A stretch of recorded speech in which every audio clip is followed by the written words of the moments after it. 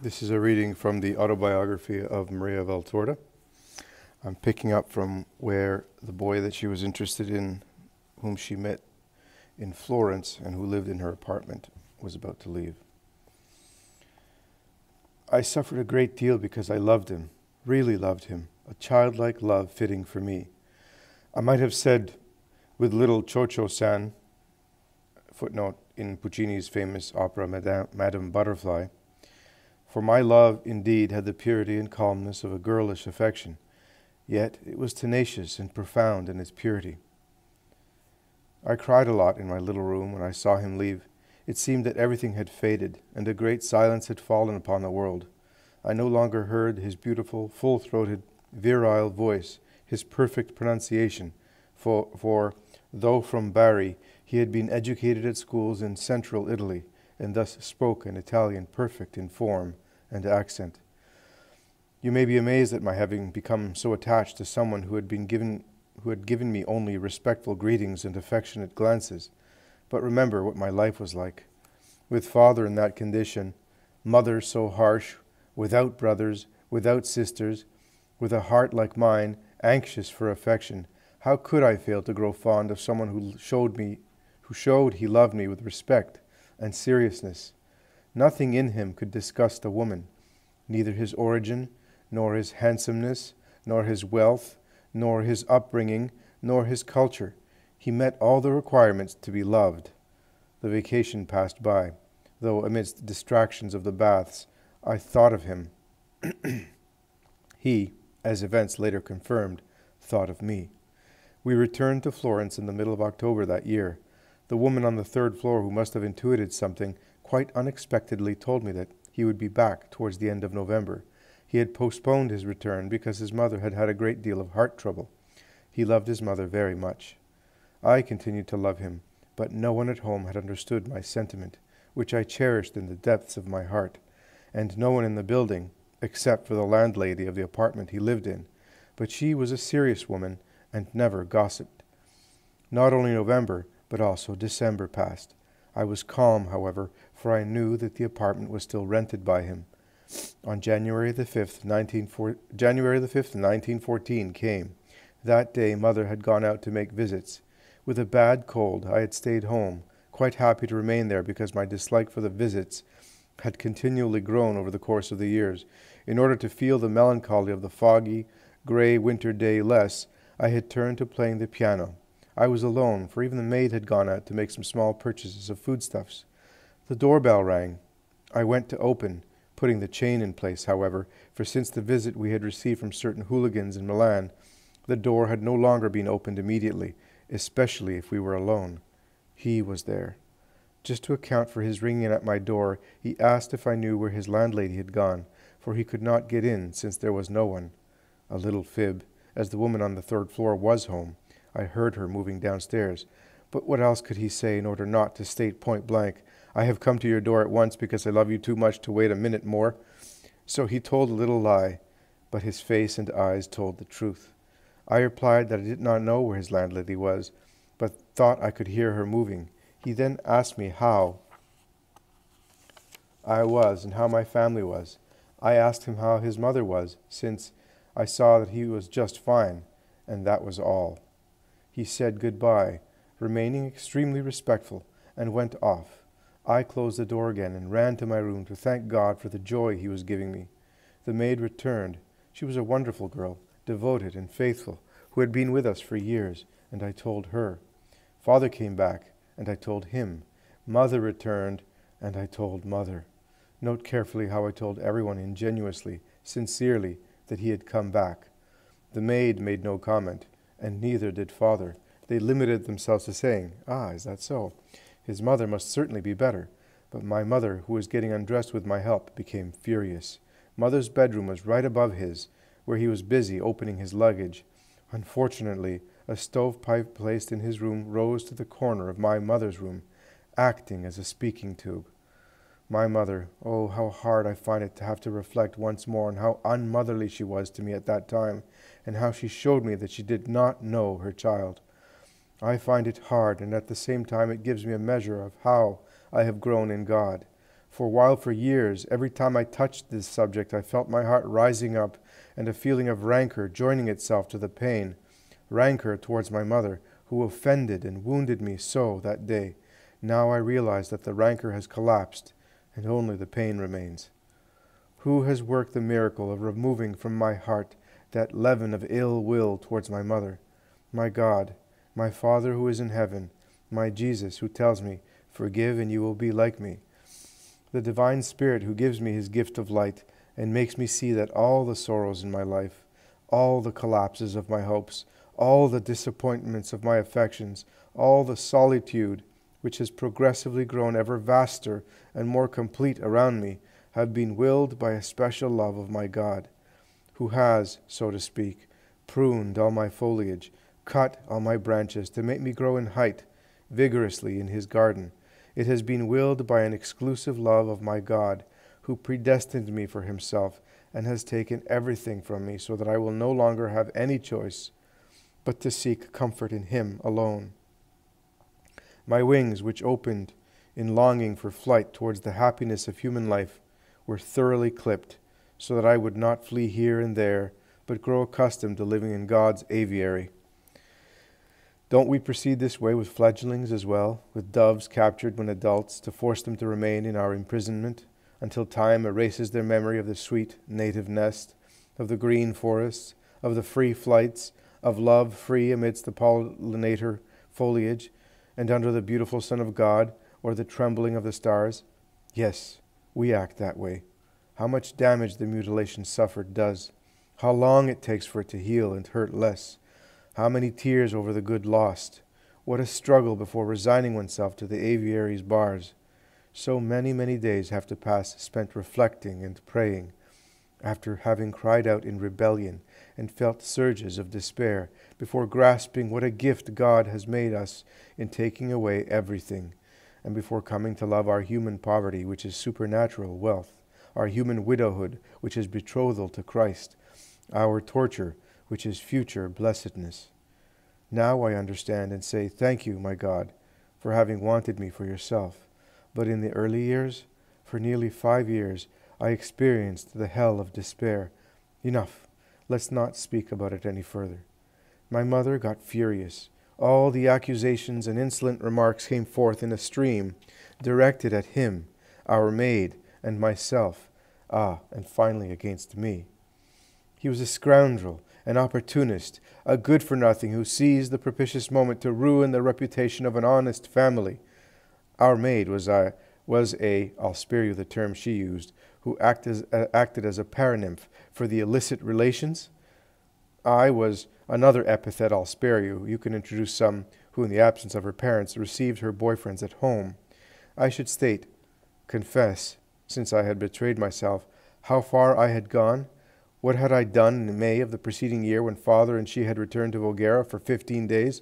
I should state clearly what consequences had been reached by my welcoming the one I liked in secret rendezvous, for it was impossible that I had not gone to the limit of honesty and modesty, and so on and so forth. The more I swore by all that was holy that not a word, aside from the greeting which is denied to no one, had been exchanged between us, the more I insisted that in her absence neither he nor even Mario, who was just a boy, had come up to see me, and that while my parents were away, as had been agreed with mother herself, I had, one might say, lived in the colonel's garden. Everyone could testify to the fact. The more she stubbornly persisted in an offensive, unjust fury. The maid, who had rushed in on hearing her cries after listening to what my mother was accusing her of, gave notice by walking out on the spot. She acted properly. A person does not remain where he or she is not esteemed, if it is possible to go elsewhere. I had no choice but to remain. I was her daughter, and a minor. Where could I go? If I had been able to, I would have immediately left that house, where I was being unjustly accused of unreal faults. Unreal. Unreal. I don't like to swear because I feel man ought to be believed on his word, and also because Jesus says so. But I am prepared to swear to you, Father, that I am telling the truth, and that events were as I describe. My mother, together with the accusation which slapped my soul and blood and completely closed my heart to confidence in her, brutally tore away the veil of my chaste innocence as a virginal, pure woman. I thus found out that evil can be done between man and woman. Until that evening of January 5th, I had not known, and this laying bare the shameful parts of life with no pity for my ignorant age of 16 was what most struck me and separated me forever, definitively, from the woman who had generated me. I think a mother and daughter become separated when the daughter can no longer feel she will find understanding in her mother. Love remains, for it does, but it is an instinctive love, not unlike and perhaps inferior to that which unites a dog, a horse, or a pigeon to the master who provides it with lodging and care. Fusion is done with. There are two individuals living in proximity, but independent from one another. It is something like when the farmer, having made a layer of grapes, cuts the shoot which can now live by itself from the main trunk. They remain close together, having been one. They are now two entities independent from each other, and it is indeed an achievement if the younger plant does not take revenge by overpowering the older one. I have not overpowered my mother. I have continued to serve her out of duty, for I love her in spite of everything. But my heart closed like an oyster's valve. My mother was rejecting me with maledictions for a fault I had not committed. I withdrew in agony, but I withdrew forever. And my father, poor man, he consoled me by weeping. He could manage to do nothing else. And he, having heard the whole scene, thanks to the stovepipe and my mother's extra shrill tone of voice, and grasping that no argument would make my mother yield to reason, just to persuade her that there was nothing true in her way of judging what had happened, all so honest and licit, which she even regarded as a demoniacal machination, he found no other recourse but to leave immediately, that very evening. I later learned from his former landlady that his idea had been to return many months after, when I had reached the age of 18, in the hope that in the meantime my mother would be convinced. Poor lad, how deceived he was. My mother and persuasion are two opposite poles. Just imagine, Father, what days I spent. I was constantly driven away by my mother, in spite of the fact that 2 days after the hateful scene she had broken her arm on the street, and thus needed help even more. My help, for the maid had left at once, and we therefore lacked a servant. I was continually driven away, insulted, and humiliated, for not content with all she had done in the family, mother had initiated an investigation, shall we say. It would really be more accurate to say that she had started gossip, from which her daughter emerged impaired. It is true that all the tenants, the colonel more than anyone else, asserted that during my family's absence I had either remained at home or gone to the colonel's garden, but it was licit to think that if my mother believed me to be capable of sinking so low on the scale of female seriousness, it was a sign she had the details needed to do so. After all, I had been there for only a few months. Who knew what I had done elsewhere? They could all think that in other places I had caused talk. My mother, blinded by her egoism, I later understood that it was egoism, for, in order not to lose my assistance, which no maid could give her with the measure of affection and patience I gave her, she sent away all my suitors, did not even see that by her way of acting she was damaging my reputation. Driven away, insulted and humiliated, pained by the conviction that my dream had forever dissolved into nothingness, he was far away and no doubt mortified over having caused me such sorrow instead of the joy he had intended to bring me. What is more, I did nothing but weep and meditate on all that mother had brutally revealed to me in making me aware of life's dark pages, which I had not even remotely thought could exist.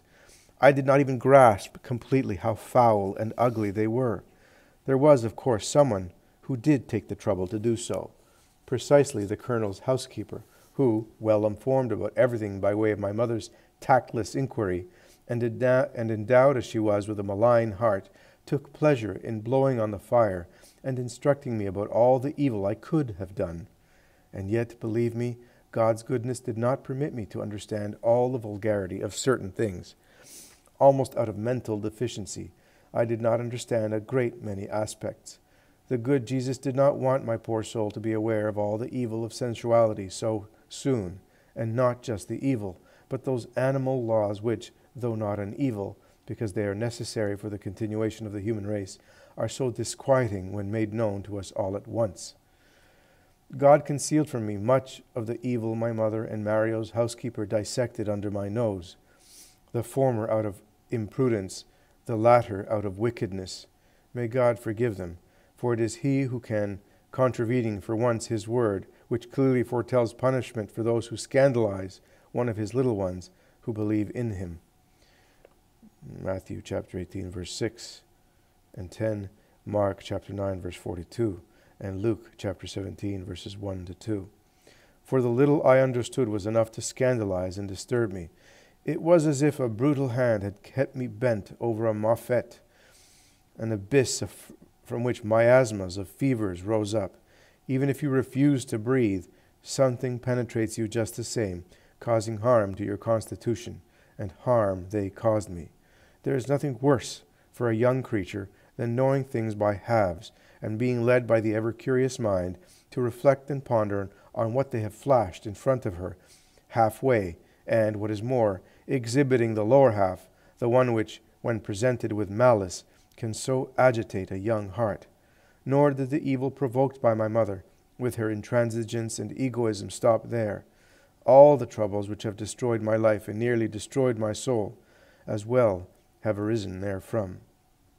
I now understand, I repeat, that what for 7 years seemed to me an unjust raging of destiny against me, what struck me for 7 years as undeserved abandonment on the part of God, was instead the fulfillment of God's wish for me, even against my own will.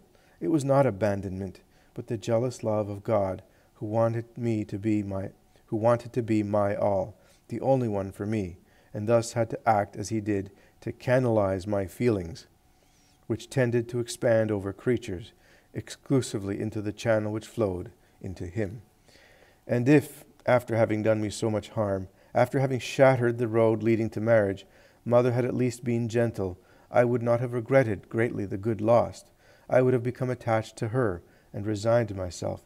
But by her increasingly intransigent, extravagant way of acting, her continually throwing in my face what I had not committed, her showing me a lack of esteem I did not deserve, and demonstrating it to me in 1,000 ways, going from tailing me in the street as far as the church where I went to pray, to opening all my mail, including the letters from my boarding school, containing abundant writings on the envelopes, and serving as guidance for poor Maria, distant and unhappy from my good sisters, made me sadder and sadder.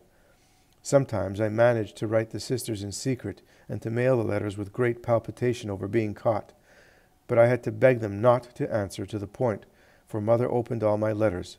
It was certainly wartime censorship, and the good sisters thus had to rest, content with speaking in general terms. They gave me good advice, but of a broad nature, not that which I most needed in my special circumstances. My health began to deteriorate. To the now chronic vertebral pain, there was joined a heaviness in my limbs, a swelling of the carotid, and exhaustion on climbing the stairs. But as usual, when I started to refer to these troubles, I received the answer that they represented imaginary fears, sentimentalism, an excessively soft life, and so on and so forth. So I remained silent and spoke no more about it. Besides, the idea of my death appealed to me. I thought it was the only way out of such an unhappy situation, which I understood would never change. I thus observed myself getting worse, without fear, but rather with joy. As you see, Father, death has been a face familiar to me from the start of life, and if I so desired to find peace in the end, at bottom a human peace, wanting to escape from the war being waged on me by my mother, do you think that later on, understanding that immolation for a holy purpose opens the kingdom of true peace to us, I have hesitated to wish for a complete holocaust? And if out of love for creatures that had been taken away from me, I wished to die, do you think I have not wished to die to go to my Jesus, who loves me, as he alone can love, and has granted me the grace to love him above all things? From now on you will see that this idea of death is the basic motif of my symphony, a symphony with pages of an extremely, indeed completely, human humanity, which later contains a long rise of harmonies going higher and higher into the reign of the supernatural. Yes, the poor, thoroughly human Maria, I, was from age 17 to 24, was gradually metamorphosed into a new creature, replacing man, her first love, with God, and her thirst for human joy with a thirst for superhuman immolation, and making sorrow her joy, for he who loves wishes to become like his beloved, and Maria's beloved was Jesus, the King of sorrow. During this tremendous period, the only one who was very good to me, or rather, the only ones beside my father who was good, but unable to defend me, were the colonel and his son. The former loved me like a father, the latter like a brother. They often wanted me with them for strolls and at shows. Mother did not share their ideas, but she champed at the bit, for the colonel knew how to make her stand at attention. Perhaps he was the second after my nurse, who managed to make head against my mother. Mario, in addition, was filled with solicitude for his dear little sister, as he would say, who knew how to render him good and studious, and thus enabled him to avoid his father's punishments, and also succeeded in stating the truth when the housekeeper wrongly accused him out of ill will. The colonel had all the esteem for me which my mother lacked, believed what I said to him, and paid attention to me. I was, then, Mario's good fairy, and just as he drew comfort from this, so I drew comfort from his fraternal friendship, so devoid of ulterior motives. We were really like a brother and a sister. But in September 1914, Mario entered the Naval Academy. I thus lost his brotherly company. We wrote to each other, though, in fulfillment of the wish of the colonel, who had grasped what a beneficial influence I exerted on his son. Then, in May 1915, our war broke out, and the colonel also left. Only the housekeeper remained, who was happy when she could cause harm, and did so with such consummate artistry that she managed to wound in such a way as to not attract reproaches. It was almost necessary to be grateful for the way she treated us. I was getting sadder and sicker, and Mother increasingly overbearing. The only oases of serenity were the vacations of Mario, who then came to the house and showed interest in his little sister. Mario gave Mother no cause for suspicion. He was so young, 18, and so boyish in addition. Indeed, he was useful for her game, which was later discovered in all its Machiavellian refinement. Mother kept him close to me as the hunter does with the mirror decoy for luring skylarks. She thus dazed me and took my mind off seeing other young men. She had understood, the only thing she has understood about me, that when I am totally absorbed in a mission, I look only at this mission, which I carry out at all costs. And I had proposed to give Mario a bit of joy, this motherless boy whom his father loved, but with a man's love, and that of a man who was rather nervous, that is, with brusqueness and painful changes in mood. Furthermore, I wanted to make Mario become a fine lad and a fine officer. I have always had the vocation to be a light, a guide, a little Beatrice for those I love. I have made myself better, more serious and more studious, to induce others to become good, serious, and studious.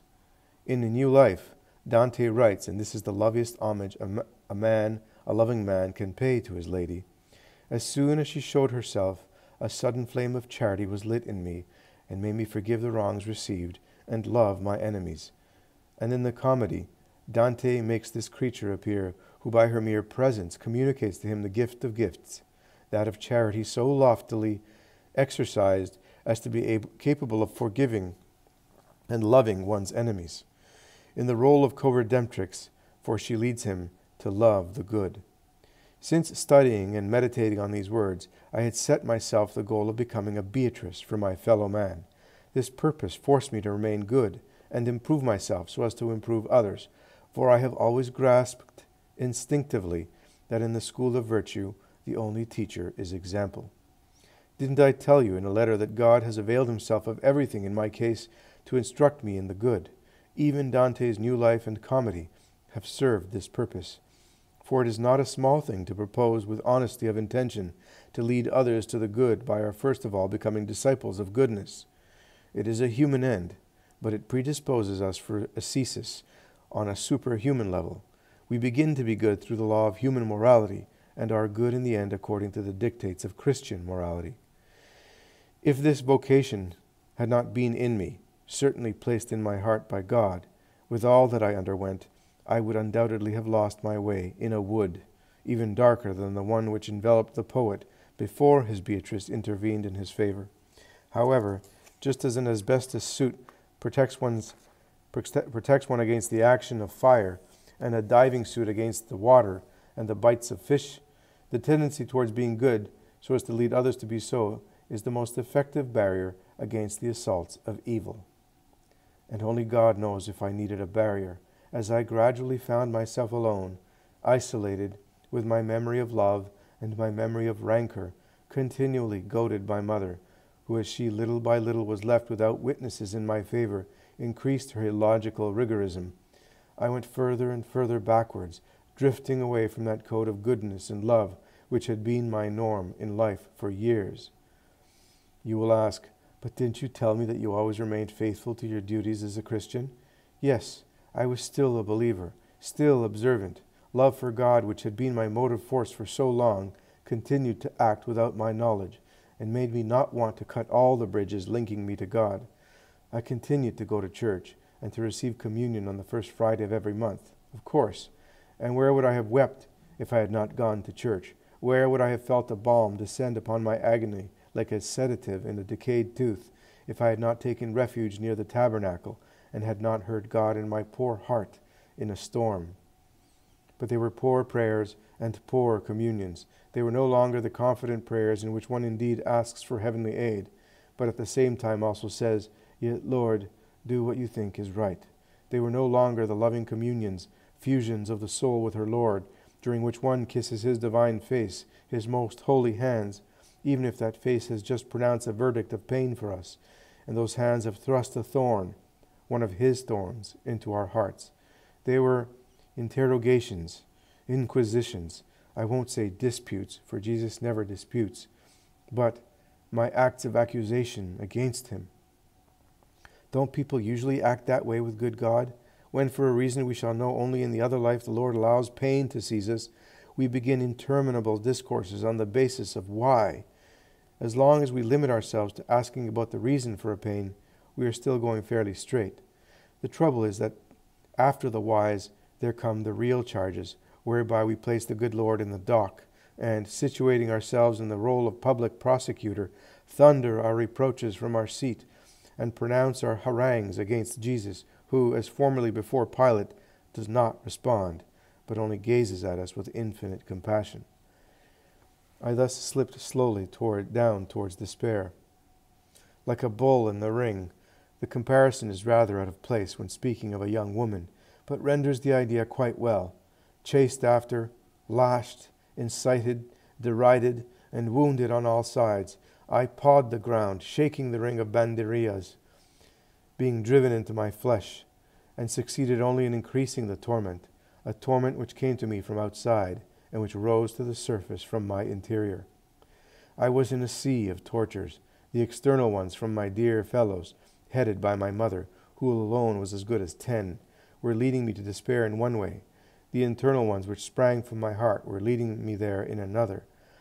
The former occasioned temptations to suicide, to escape from that net of daily torments. The latter occasioned temptations of the flesh, for they had arisen from what mother's imprudent words had sown that evening, and the colonel's housekeeper's malignant explanations had later cultivated. Despair, how much I would have to say about it, about those who lead their fellow men to despair, and are the most cynical murderers, for without materially striking and staining themselves with blood, they in fact kill in a refined way, both by the method achieving this end without incurring in the penalties of human justice, and by the cruelty with which they carry out their work. They kill, and not just the body, but the soul, driving it to suicide, which is rebellion against God's commandment. And how much I would have to say about despairing. The most wretched of the wretched, what are poverty, the most horrendous mutilations, the most tormenting illnesses, the most distressing losses, if hope continues to comfort man's heart, as long as heavenly virtue remains as a supernatural light to illuminate a heart and show it God's face and its neighbor, eternal goodness, poverty, mutilations, illnesses, and losses are sorrows which can be borne. But when hope dies, and one hopes no more, when despair, that powerful leech, grips our souls, sucking up all our good energies and paralyzing all our movements towards goodness, when that monster draws us into the deep whirlpool, into the dreadful darkness of no longer believing in anything, then sorrows cannot be borne any longer. They crush us, and we feel ourselves collapsing under their weight, and we fall, cursing life, and not only life. Oh, I was able to understand my father's sufferings quite well, sufferings which undermined him to the point of turning him into a poor child by comparing them to my own. Despair kills even if we do not kill ourselves.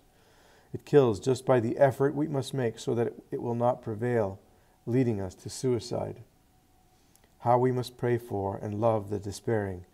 These unfortunates led to moral madness, sometimes by events which cannot be avoided, but often, too often, by voluntary actions performed by one's neighbor in full awareness which do one harm. If the furniture in my room could speak, it could tell you of some of my hours of tremendous struggle against the temptation of despair, pushing me to suicide. I could also say that, irate with myself, for I did not know how to die of sorrow or take my life, because I was afraid of not doing so properly and causing the world to laugh at me, I fiercely struck myself with my fists, transformed into a club, until falling to the ground in a daze. As you see, I show no mercy in describing myself as I was, but in such narratives one must be sincere, always, in telling the good and the bad. If not, it is useless to write them. Don't you think so? I was violent and passionate. Don't forget who I had sucked my milk from, and the theory of certain scientists on the influence of milk on the future characters of those being fed. In those years, under the goad of external and internal forces, the psyche of my mad wet nurse popped out. I have already described the external ones to you, and have mentioned the internal ones. The Master says, from the heart come evil intentions, murder, adultery, fornication, theft, perjury, slander. These are the things that make a person unclean.